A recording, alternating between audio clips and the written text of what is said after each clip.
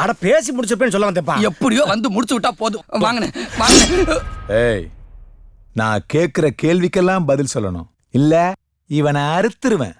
அறுவாலை வைக்கிறதுக்கு வேற இடமே கிடைக்கலையா? உனக்கு என்ன மேட்டர் வேணும்னு சொல்லுப்பா, நான் சொல்லிட்டு போறேன். உட்காரு. உட்காரு வா. இங்க பாரா ஜாக்கெட்டு, இதுக்காக 25 வருஷம் தவறுந்திருக்கேன்டா. 25 வருஷம் தவறுந்திருக்கேன். உன் நாட்கள தானே என் வாழ்க்கையே இருக்கு. கேட்கிற கேள்விக்கு கிறிஸ்டல் கிளியரா பதில் சொல்லு, புரியுதா? எதுக்கு இப்ப பூதம் கொந்தளிக்கிறான் கேளுங்க.